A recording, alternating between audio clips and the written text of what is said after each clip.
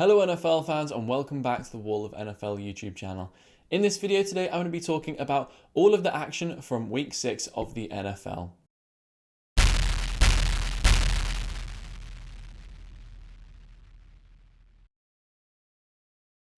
The Buccaneers didn't quite demolish the Philadelphia Eagles as much as I possibly thought they would on Thursday night.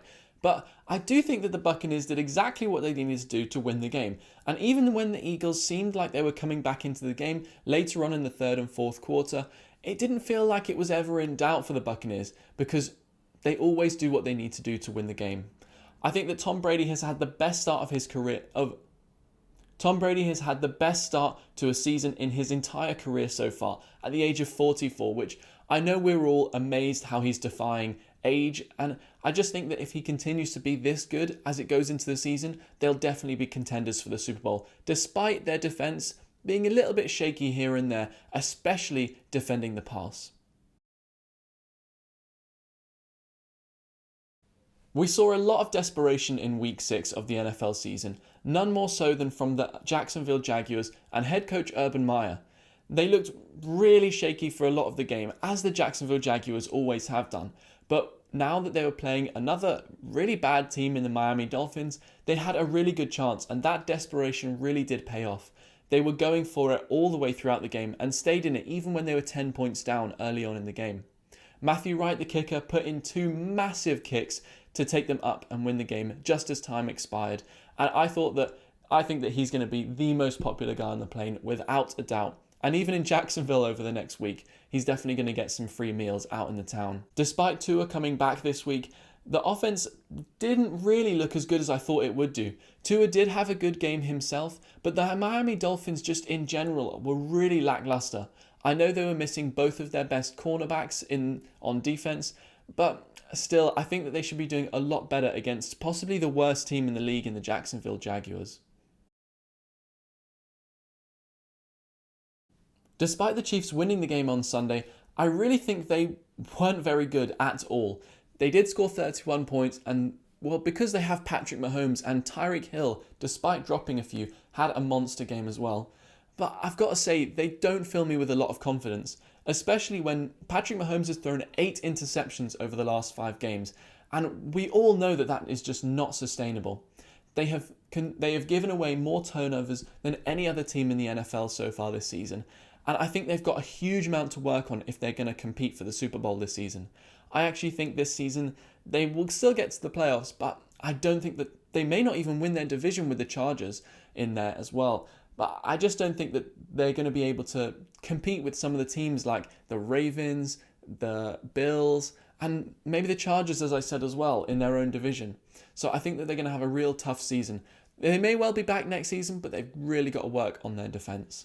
The Washington football team, they weren't able to compete really with the Chiefs as suspected because Heineke, whilst he is a great backup, he's not as good as Patrick Mahomes in any way, shape or form. And I think that they really need to work on both sides of the ball. And it actually kind of looks like they're one of the worst teams in the league despite winning their division last year and having a monstrous defense. But that's completely disappeared this season. So they also have a lot to work on. And I think that they'll only be competing for maybe second or third in the NFC East.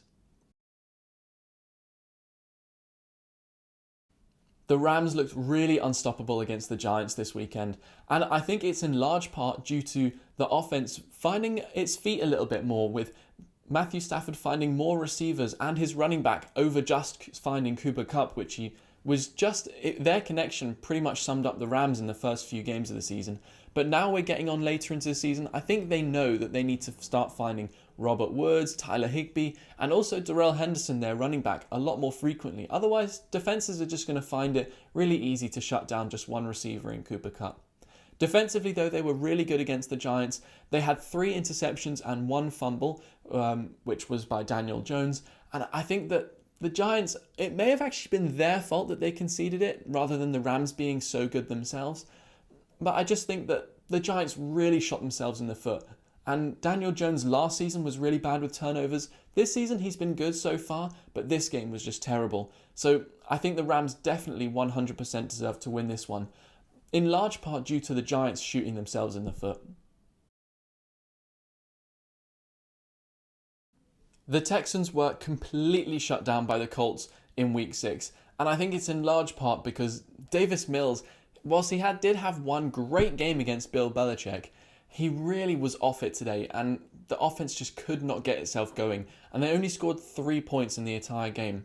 So a really great job by the Colts, and scoring 31 points on the day. But I've got to say, I'm still not convinced by Carson Wentz either. He has a lot of incompletions, and whilst he does have a really good touchdown to interception ratio on the season, he gets hit an awful lot more than he still needs to, despite actually him cutting down, in all fairness, on taking unnecessary hits. But he just does not seem anywhere near as good as he should be. He's a big guy with a strong arm. It's just a really weird one with Carson Wentz just completely falling off a cliff in terms of ability. I think it's a really good thing that the Colts are in the AFC South because they may actually be able to compete with the Titans for the division despite being 2-4. I think this division at AFC South might be very similar to the NFC East last season, where the winner of that division only had a record of 7-9. So I think the Colts do still have a chance to be in the playoffs. I know I spoke about desperation a lot with the Jaguars earlier on, and they actually had a good experience with their desperation. But on the other side of it, Dan Campbell and the Lions were so desperate for the win, and you could really see how much they wanted to win. Even in the first half, they were going for it on their own 40-yard line, and when they didn't make it, it was like, we all knew it was a poor decision to go for it on 4th down, yet Dan Campbell still went for it because he's so desperate for a win. They were shut out for the vast majority of the game, and the Bengals just pretty easily handled the Lions. The Bengals were really good on the day. Joe Burrow looks better and better every single week, and he really does look like the real deal. Jamar Chase as well had an amazing block to help Joe Mixon go into the end zone for a touchdown. And just the three of them, Joe Burrow, Joe Mixon, Jamar Chase, also being complemented by T. Higgins and tight end Uzama, and that offense just looks really good. And I think that whilst they may not be able to get into the playoffs this season, I think come next season they'll be real contenders, especially if they're able to continue to develop their offensive line. I think defensively they still might need to improve against some of the better teams, but it's a real good step in the right direction, being able to shut out the Lions for pretty much most of the game. They only did concede 11 points, I think later on into the third and in the fourth quarter as well. Aaron Rodgers owns the Bears yet again, and you could see how happy he was to beat the Bears last night. It was a really good game from Aaron Jones, and having him into the game really helps that offense to tick, and it doesn't put so much pressure on Aaron Rodgers. And I find that the Packers look like a much better team when they've got Aaron Jones in the game, as well as Devontae Adams and Aaron Rodgers. Despite all the talent that Aaron Rodgers has, I do think that Aaron Jones being there and touching the ball as much as possible really keeps their drives going. And I think it's really demoralizing for opposing defenses when Aaron Jones just hits them again and again and again. Justin Fields did look pretty decent on the day, and I know that they were coming back late on into the game, but it just kind of never materialized. And I think that Justin Fields has an awful lot of talent that he can show, but Matt Nagy just doesn't seem to let him loose and show the world that what Justin Fields can do. I'm not sure that Matt Nagy will be there for very long, even if they do keep on winning games. But I think that Justin Fields, he is going to have a good career from what I've seen already so far. The Chargers and Ravens was set to be the best game of the weekend. 2 4-1 AFC contenders really going at it. And it was a bit of a disappointment in that aspect of the game. But the Ravens were absolutely so dominant against the Chargers. I expected the Chargers to come out throwing and be incredible themselves, with Justin Herbert having an amazing day. But Lamar Jackson, on the other hand, and the Ravens, they were so good. And the running game for the Ravens was unbelievable, with Latavius Murray, Devontae Freeman, Le'Veon Bell, all these three veterans that have come back into the Ravens team and just played fairly well. And I think it really goes to show that John Harbaugh can get their running game going with anyone, even with their 6th, 7th, 8th string guys. I think that the Ravens were amazingly dominant, especially defensively. I've got to say, the Ravens going up early, I kind of expected them to score a lot of points on the day. but I did not expect the Ravens defense to be so dominant and completely shut the Chargers out of the game, aside from one touchdown late on in the game. The Chargers, you could see, got really desperate to get into the game by going for it on like 4th and 5, 4th and 10. I don't know how long it was. I can't remember. But they were going for it on their own 19-yard line on 4th down, which is insane. Of course they didn't get it. And the Ravens went on and scored, and that just put the game completely out of reach for the Chargers. I think the Ravens now have put themselves right up there with the Buffalo Bills as the two teams in the AFC that can get to the Super Bowl this year. They're both fantastic, and I think having Lamar Jackson there, even if he doesn't use his legs a lot, like in this game against the Chargers, he didn't run with the ball so much, but I think that having him as a threat on the field, it changes the game for the Ravens, and I think that if they do win the Super Bowl, it is going to be down to Lamar Jackson. I think that he was fantastic yesterday and will be their guy going forward as well.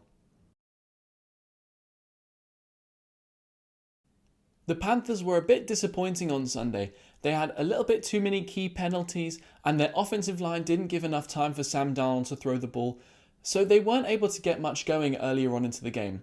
Without Christian McCaffrey as well, it may be a few weeks until they actually look a bit more dynamic offensively, but I've got to say they did get back into the game in the fourth quarter, and they did take the game to overtime.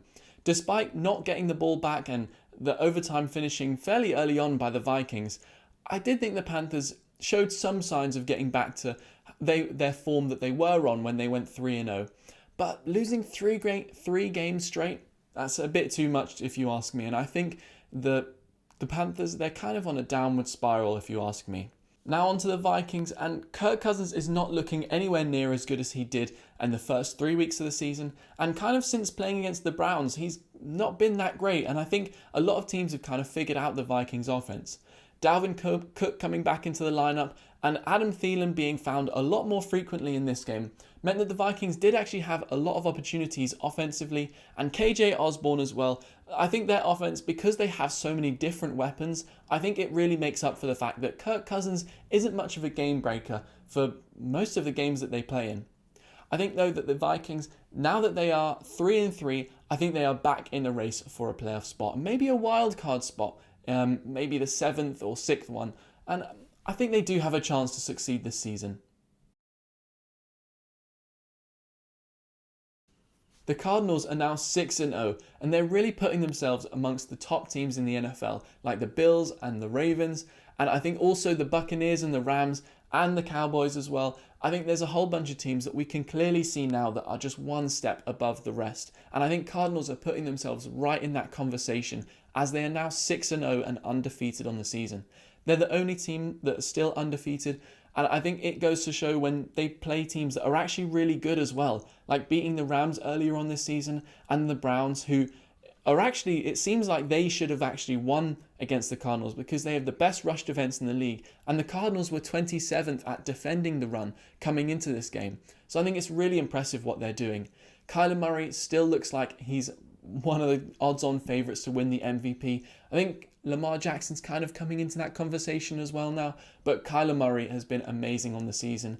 And even though teams are kind of starting to defend a different way to him to try and stop him, he's still getting it done.